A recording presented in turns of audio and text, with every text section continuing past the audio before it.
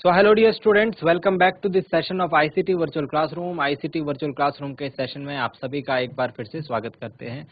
आज की क्लास में बात करने जा रहे हैं क्लास 11th सब्जेक्ट फिजिक्स कक्षा 11 विषय भौतिक विज्ञान के ऊपर।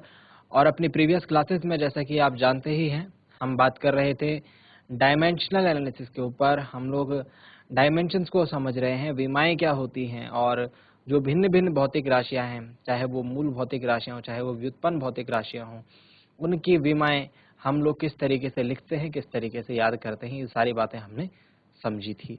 आज की क्लास में अपने जो सिलेबस का पोर्शन है उसको थोड़ा आगे बढ़ाते हुए हम बहुत स्लोली और बहुत अच्छे तरीके से चीज़ों को समझते हुए चल रहे हैं, बहुत अच्छे पेस से चल रहे हैं। जो भी चीज़ बताई जाती है आपको उस पर ध्यान देना है, उसको पूरी तरीके से सीखने की कोशिश करनी है। आज की क्लास में हम कुछ इम्पोर्टेंट भौतिक राशियों की विमाओं के ऊपर चर्चा करेंगे, किस तरीके से उनकी विमाएं हम निकालते हैं, फाइंड आउट करते हैं। साथ ही साथ हम किस तरीके से जो ये विमा पर बेस है, इसके बेसिस पर राशियों को कितने पार्ट्स में डिवाइड करते हैं, उनके एग्जाम्पल्स क्या क्या हैं, ठीक है, इन चीज़ों को समझेंगे। और फाइनली हम लोग एप्लीकेशन जो डायमेंशनल एनालिसिस के हैं उसके ऊपर बात करेंगे। प्रिंसिपल ऑफ होमोजेनिटी यानी कि समघातता का सिद्धांत, जिसे हम समांगता का सिद्धांत कहते हैं, इसके ऊपर भी बात करेंगे। तो सीखने के लिए बहुत कुछ है। अपना पूरा ध्यान सामने स्क्रीन पर बनाकर रखेंगे। हम चलते हैं स्मार्ट बोर्ड की स्क्रीन पर। चलिए डियर स्टूडेंट्स, तो मैंने आपसे क्या डिस्कस किया था? हमने आपसे डिस्कस ये किया था कि आपको काफी सारी व्युत्पन्न भौतिक राशियां, हमने यहाँ पर 18 भौतिक राशियां हैं, 18 व्युत्पन्न भौतिक राशियां हैं जिनकी चर्चा हमने आपके साथ यहाँ पर करी है। ठीक है, इन 18 के डायमेंशन किस तरीके से निकालते हैं, ये सारी चीजें हमने डिस्कस करी है। इसमें काफी सारी इंपॉर्टेंट और जो जरूरी हैं वो राशियां शामिल हैं। अब आगे जो भी हम न्यू क्वांटिटी देखते जाएंगे, है ना, उसका आपको खुद से फाइंड आउट करना है डायमेंशन। तो आज की क्लास में भी कुछ क्वांटिटीज के ऊपर हम लोग चर्चा करेंगे, कुछ भौतिक राशियों के ऊपर चर्चा करेंगे और उसके बाद हम लोग आगे के पार्ट में जाएंगे।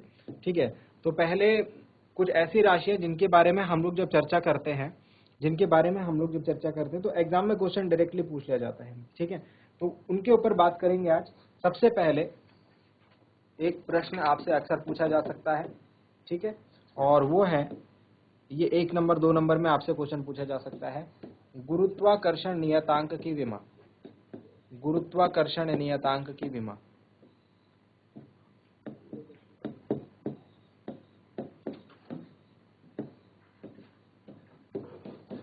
गुरुत्वाकर्षण नियतांक की विमा। Dimension of gravitational constant. Dimension of gravitational constant. ठीक है, तो गुरुत्वाकर्षण नियतांक की विमा निकालने के लिए हमको क्या करना है, ध्यान से देखेंगे। गुरुत्वाकर्षण नियतांक की विमा निकालने के लिए हमें ध्यान सबसे पहले ये लगाना है कि गुरुत्वाकर्षण नियतांक हमने देखा कहाँ था। गुरुत्वाकर्षण नियतांक हमने पढ़ने को मिला था क्लास 9th में। हमारे पास ग्रेविटेशन नाम का एक चैप्टर था, गुरुत्वाकर्षण नाम का चैप्टर था। ठीक है, प्रोबेबली आपकी बुक का 9वां या 10वां अध्याय था और उसमें हमने बात करी थी गुरुत्वाकर्षण के बारे में। वहां पर हमें एक फॉर्मूला देखने को मिला था, एक सूत्र देखने को मिला था, जो कि दो वस्तुओं के, दो पिंडों के बीच में लगने वाले आकर्षण बल यानी कि गुरुत्वाकर्षण बल के परिमाण को बताता है ना, उसके मैग्नीट्यूड की जानकारी देता है, जो कि होता है F = G m1m2 upon r²। अब इसके बारे में अगर हम एक छोटा सा रिकैप करें तो जहां हमको पता है, जहां G का मतलब क्या रहता है, G का मतलब रहता है गुरुत्वाकर्षण नियतांक। G का मतलब रहता है गुरुत्वाकर्षण नियतांक। ठीक है, तो इसी गुरुत्वाकर्षण नियतांक की हमको विमा निकालनी है। F क्या है? F हमारे पास यहाँ पर गुरुत्वाकर्षण बल है। F क्या है? किन्हीं भी दो वस्तुओं के बीच लगने वाला गुरुत्वाकर्षण बल। यहाँ से हम गुरुत्वाकर्षण बल का परिमाण निकालते हैं सिर्फ। ठीक है, ध्यान रखेंगे ये बात, सिर्फ मैग्नीट्यूड की बात यहाँ पर होती है। m1 जो है एक वस्तु का द्रव्यमान है, m2 जो है दो वस्तु का द्रव्यमान है, दूसरी वस्तु का। ठीक है, m2 जो है दूसरी वस्तु का द्रव्यमान है। r जो है इनके बीच की दूरी है, वस्तुओं के बीच की दूरी, वस्तुओं के बीच की दूरी। तो किन्हीं दो वस्तुओं के बीच ही ये बल लगता है, इसीलिए दो वस्तुओं का होना जरूरी है। अब थोड़ा और डिटेल में समझिए तो ये एक वस्तु है, सपोज ये दूसरी वस्तु है। ठीक है, कोई बड़ी हो सकती है, कोई छोटी हो सकती है। ऐसा जरूरी नहीं कि m1 बड़ा होगा m2 छोटा होगा, कुछ भी वस्तु बड़ी छोटी हो सकती है। जरूरी नहीं है कि गोलाकार होगी, कैसी भी शेप हो सकती है। इनके बीच की दूरी ये रही भाई r, ठीक है। तो इनके बीच में क्या लगता है, आकर्षण बल लगता है। ये दोनों वस्तुएं एक दूसरे को अपनी तरफ खींचती है, और जिस बल से खींचती है उस बल का नाम है ग्रेविटेशनल फोर्स, गुरुत्वाकर्षण बल। ये सारी बातें हमने प्रीवियस क्लास में करी थी। हमें मतलब है इस जी से, हमें मतलब है इस जी से, गुरुत्वाकर्षण नियतांक से। तो चलिए जी को फाइंड आउट करते हैं। यहाँ से जी को फाइंड आउट करते हैं, तो जी की वैल्यू आएगी यहाँ से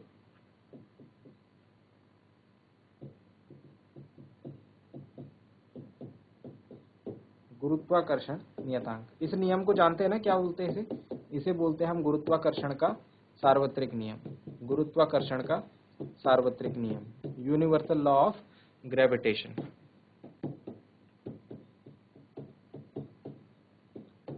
सार्वत्रिक नियम कहा जाता है इसे। ठीक हो गया।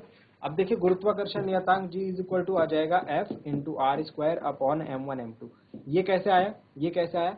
G को यहाँ अकेला छोड़ दो, ये जो भिन्न आपको दिख रहा है, जो फ्रैक्शन दिख रहा है, इसका डिनोमिनेटर चला जाएगा F के साथ गुणा में, क्रॉस मल्टीप्लाई हो जाएगी, और m1 m2 कहाँ चला जाएगा, अपॉन में, है ना, क्रॉस मल्टीप्लाई हो गई। नीचे का जो डिनोमिनेटर है ऊपर न्यूमिनेटर के साथ, ऊपर का नीचे आ जाएगा। तो G is equal to, G अकेला बच जाएगा इधर, है ना, और हमको क्या मिल जाएगा, हमको मिल जाएगा F upon R, F into R square upon m1 m2। अब हमसे क्या पूछा जा रहा है, हमसे ये सारी बातें थोड़ी ना पूछी गई, हमसे पूछी गई कि गुरुत्वाकर्षण नियतांक की विमा बताइए। तो अब हमें जो साफ साफ चीज समझ में आ रही है यहाँ पर, वो ये है कि गुरुत्वाकर्षण नियतांक की विमा जो होगी, अतः हम यहाँ पर एक बात लिखेंगे, अतः गुरुत्वाकर्षण नियतांक G की विमा वही होगी जो कि F की विमा गुणा आर स्क्वायर की विमा बटे m1 की विमा इंटू m2 की विमा होगी। जो इस पूरी राशि की विमा निकल के आएगी वही G की विमा होगी। अब G की विमा को हम कैसे लिखते हैं, ऐसे। इनकी विमाओं को हम कैसे लिखेंगे, ऐसे, इस तरीके से, m1 m2। ठीक हो गया। अब इन विमाओं के मान रखेंगे। तो देखिए F क्या है, F है बल, यहाँ पर बल की विमा आप जानते हैं। R क्या है, दूरी, और दूरी की विमा मैंने आपको बताई है L। m1 क्या है, द्रव्यमान है, और m2 भी क्या है, द्रव्यमान है। ठीक है। तो चाहे किसी भी वस्तु का द्रव्यमान हो उसकी विमा m होती है, चाहे किसी भी कोई सी भी दूरी हो उसकी विमा L होती है। ठीक है। इनको हम साइड पे यहाँ पर लिखेंगे। जो F की विमा है वो आप जानते हैं, बताइए। अभी 2 दिन पहले ही हमने डिस्कस करा है ना, 2 दिन पहले ही डिस्कस करा है। मैंने आपको बोला है ये जो है one of the most important विमा है, बल की विमा। ठीक है। तो बल की विमा ध्यान रखेंगे MLT-2। कौन सी विमा है, MLT-2। ठीक है। अब R की विमा होती है L, तो आर स्क्वायर की विमा क्या हो जाएगी, L स्क्वायर। m1 और m2 की विमा जो है समान रहेगी, m1 ही हो गया या फिर m2 हो गया, क्योंकि दोनों का मतलब द्रव्यमान है ना। अब विमा में हम ये नहीं देखते किस वस्तु का द्रव्यमान है, द्रव्यमान है, सिर्फ भौतिक राशि देखते हैं, द्रव्यमान है, ठीक है, m है मतलब उसकी विमा। अब ये मान आप यहाँ पर रखिए, ये मान आप यहाँ पर रखिए, G is equal to F का मान क्या आएगा, MLT-2। ठीक है। आर स्क्वायर की विमा क्या आ गई, L स्क्वायर अपॉन m1 की विमा हो गई m, और L2 की विमा हो गई m। अब ध्यान से देखेंगे, इसको सॉल्व करेंगे हम, इसको सॉल्व करेंगे तो क्या होगा, इसको सॉल्व करेंगे तो आप देखिए एक m से ये एक m कट जाएगा, ये नीचे का m जो ऊपर जाएगा तो ये -1 हो जाएगा। तो m क्या बचा, m बचा -1। ठीक है। l ऊपर एक l ये है और 2 l ये है, दोनों की गुणा हो रही है ना, सामने सामने लिखे हुए। तो l की घात कितनी हो जाएगी, गुणा में घात जुड़ जाती है, 1 और 2 कितने हो जाएंगे, 3l हो जाएंगे। और t सिर्फ अकेला लिखा हुआ है T-2, t के साथ और कुछ भी नहीं लिखा हुआ, t का कोई पद, तो T-2 ही रहेगा। तो ये आ गई हमारी किसकी विमा, ये आ गई हमारी गुरुत्वाकर्षण नियतांक की विमा। ये रहेगी गुरुत्वाकर्षण नियतांक की विमा। नोट डाउन करेंगे भाई। तो ये विमा आपको निकालनी आनी चाहिए, ये विमा फाइंड आउट करनी आपको आनी चाहिए। फिर से लिख देता हूं एक बार विमा थोड़ा हाईलाइट करके, m पावर -1 L की पावर 3 T की पावर -। तो ये रहेगी हमारी गुरुत्वाकर्षण नियतांक की विमा। ये हमारा आंसर रहेगा इस क्वेश्चन। नोट डाउन कीजिए जरा इस पार्ट को, इसे जल्दी से नोट डाउन करेंगे।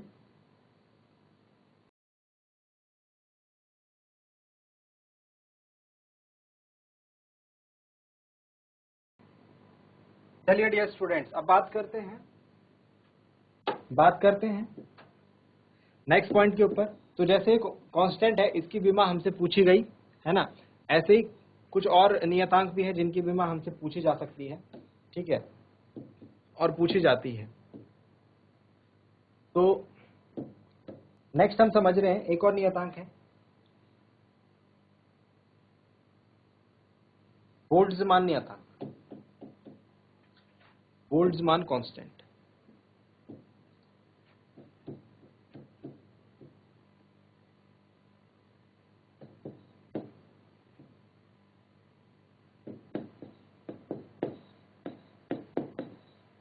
बोल्ट्जमान कांस्टेंट की विमा।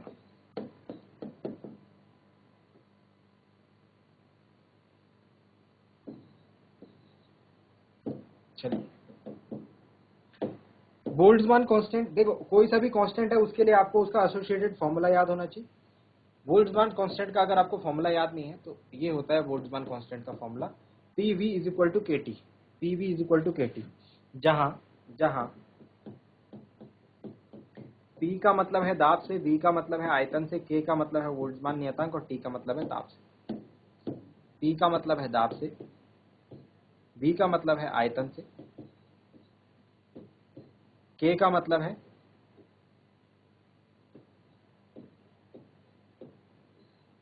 बोल्ट्जमान नियतांक से और T का मतलब है तापमान से। ठीक है, हमें क्या चाहिए, हमें चाहिए बोल्ट्जमान नियतांक। तो हमारा काम हो गया, K इज इक्वल टू आ जाएगा,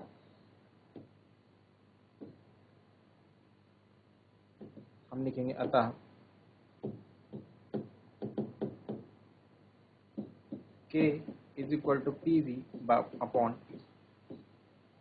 तो K की विमा जो हो जाएगी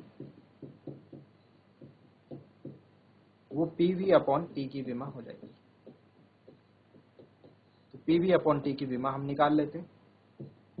K की विमा को हम ऐसे लिखेंगे, P की विमा को ऐसे लिखेंगे, V की विमा को ऐसे लिखेंगे एंड T के डायमेंशन को हम ऐसे लिखेंगे।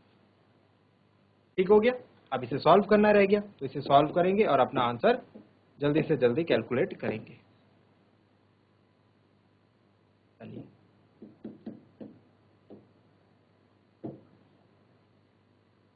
तो K इज इक्वल टू, अच्छा P का मतलब क्या है, P का मतलब है प्रेशर, दाब, V का मतलब है आयतन, T का मतलब है ताप। ध्यान से याद कीजिए, इन सब की विमाएं हम जानते हैं, इन सब की विमा हम जानते हैं। कैसे जानते हैं, अगर बात करूं मैं प्रेशर की विमा, दाब की विमा, तो दाब की विमा होती है, दाब बराबर होता है बल बटे क्षेत्रफल F अपॉन A, है ना, याद आ रहा है आपको। तो दाब की विमा आएगी ml माइनस 1 T माइनस 2।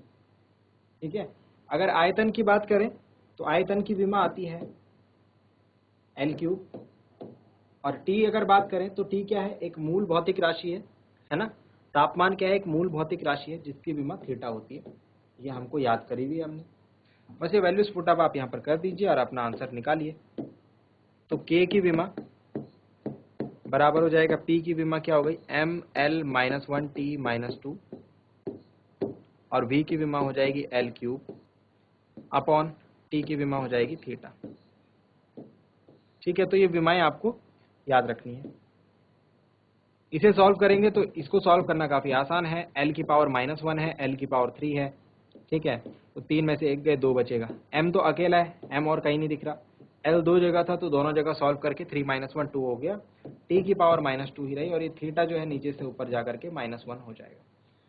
तो हमारा जो डायमेंशन आया है बोल्ट्जमान नियतांक का,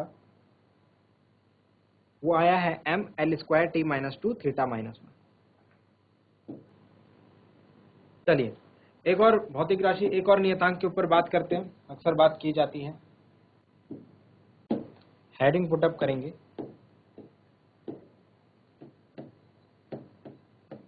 प्लांक नियतांक, प्लांक्स कांस्टेंट, ठीक है। प्लांक कांस्टेंट के लिए आप जो फॉर्मूला यूज करेंगे वो ध्यान रखें, E is equal to H F. जहां पर अगर बात करें E का मतलब है ऊर्जा से, एनर्जी से, H का मतलब है प्लांक नियतांक, और F का मतलब है आवृत्ति से, फ्रीक्वेंसी से। अब आवृत्ति बराबर होता है 1 बटे आवर्तकाल 1/t। ये मैं आपको क्यों बता रहा हूं, क्योंकि आवृत्ति की विमा हमने लिखी नहीं, लेकिन अगर हमें पता है आवृत्ति बराबर 1 बटे आवर्तकाल होता है तो टी की विमा हम जानते हैं। टी की विमा क्या होती है, टी ही होती है ना।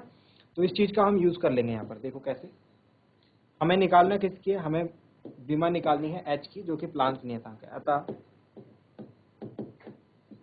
H is equal to E upon F, ठीक है। और एफ मैंने क्या बताया, 1/t होता है, तो ये क्या हो जाएगा, ई इंटू टी हो जाएगा।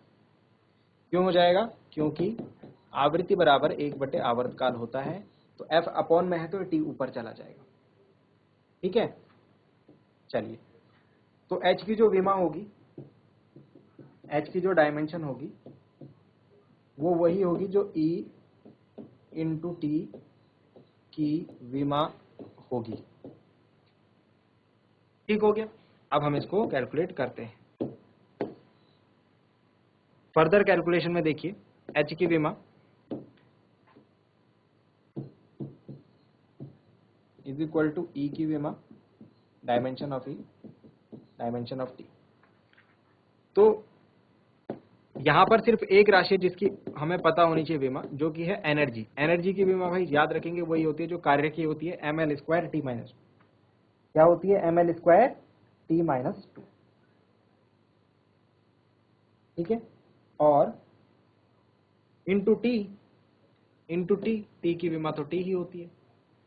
इसे सॉल्व करेंगे तो अपना आंसर आएगा ml² t, यहाँ भी है यहाँ भी है, सॉल्व करेंगे -2 और 1 पावर जो है जुड़ जाएंगी, -2 और 1 कितना आएगा, -1। तो ये आंसर आया हमारा प्लांक नियतांक की विमा के लिए, प्लांक्स कांस्टेंट की डायमेंशन के लिए। तो इस तरीके से आपको जो है डिफरेंट भौतिक राशियों की विमा आप निकाल सकते हैं, नियतांकों की विमा निकाल सकते हैं। ये क्वेश्चन एग्जाम में पूछे जाते हैं। तो ये सारी चीजें आपको ध्यान में रखनी है, ठीक है। खूब प्रैक्टिस करनी है, प्रैक्टिस करेंगे तो आप कर पाएंगे इन क्वेश्चंस को, कोई बहुत ज्यादा मुश्किल नहीं है ये, ठीक है। प्रैक्टिस करेंगे तो आपको आसानी से ये चीजें आ पाएंगी, ठीक है। नोट डाउन करें इसे, और जाते जाते मैं आपको बताता हूँ कि किस तरीके से हम इसके आधार पर जो है कैटेगराइज कर लेते हैं भौतिक राशियों को। लिखेंगे, इसके बाद लिखेंगे, एक छोटा सा पॉइंट है उसे भी लिख कर समझ लीजिए, फिर कहानी हमारी इसकी कंप्लीट हो जाएगी और हम बात करेंगे प्रिंसिपल ऑफ होमोजेनिटी, समगातता के सिद्धांत के ऊपर। तो हम क्या बात लिखने वाले हैं यहाँ पर, हम एक पॉइंट लिखने वाले हैं। हम अब क्या कर सकते हैं, क्वांटिटीज जो हैं, यानी किसी भौतिक राशि को हम 4 टाइप में डिवाइड कर सकते हैं।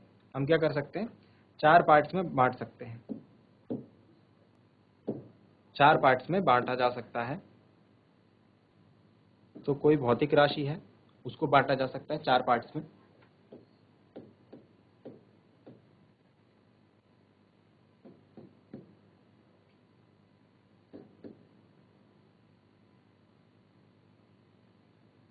वन, 2, 3 एंड 4, ठीक है। 1, 2, 3 एंड 4।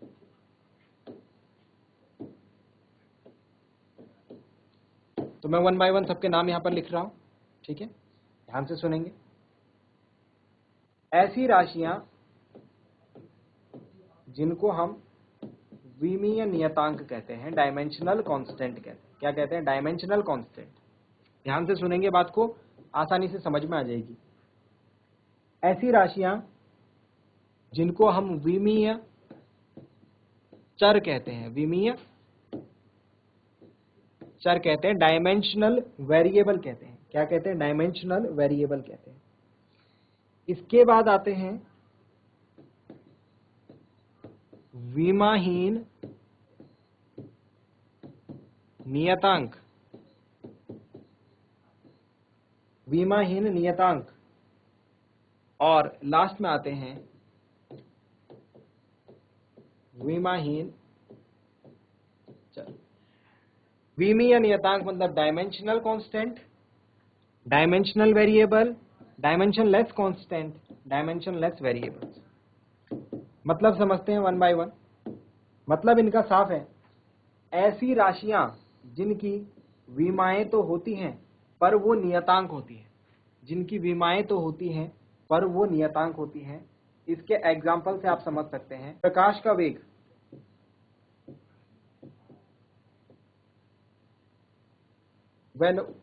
वेलोसिटी ऑफ लाइट, जिसको हम सी से रिप्रेजेंट करते हैं, क्या इस राशि का नियतांक होगा? बिल्कुल होगा, क्योंकि ये वेग है। ये क्या है? वेग है। तो वेग का डायमेंशन क्या होती है? LT-1। तो सी का कांस्टेंट हो गया। ठीक है भाई। और अगर बात करें तो अभी मैंने आपको एक बात बताई थी, सार्वत्रिक गुरुत्वाकर्षण नियतांक। सार्वत्रिक, मैं इनके चिन्ह लिख रहा हूं यहां पर, ठीक है, आप इसको पूरी तरीके से लिख सकते हैं। सी हो गया प्रकाश की चाल, जी हो गया सार्वत्रिक गुरुत्वाकर्षण नियतांक, अभी बताया था, है ना। सी का मान कितना होता है? सी का मान होता है 3.6 इंटू 10⁸ मीटर पर सेकेंड। जी का मान कितना होता है? जी की वैल्यू होती है 9.1 इंटू 10⁻11 न्यूटन मीटर स्क्वायर पर kg स्क्वायर। तो ये ऐसी क्वांटिटीज हैं जिनकी क्या होती हैं? विमाएं होती हैं, पर ये नियतांक होते हैं। पर ये क्या होते हैं? नियतांक होते हैं। ठीक है, नोट डाउन करेंगे इसे।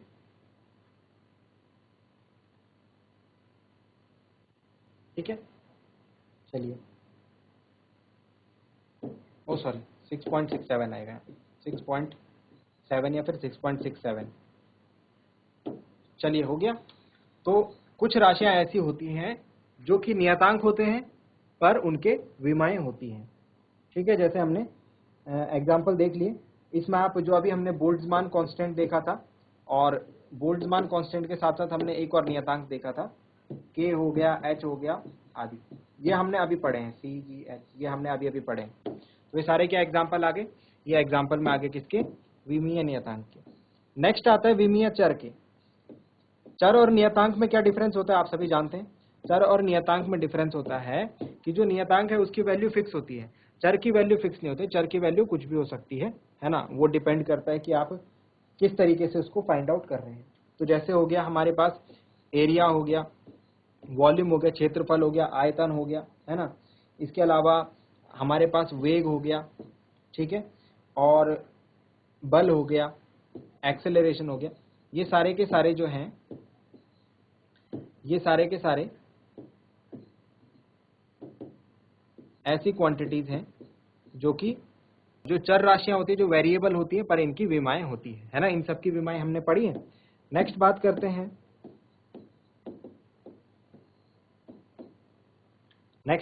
हैं, विमाहीन नियतांक। मतलब नाम से समझ में आ रहा है कि ऐसी राशियां जो कि नियतांक हैं पर उनकी कोई विमा नहीं है।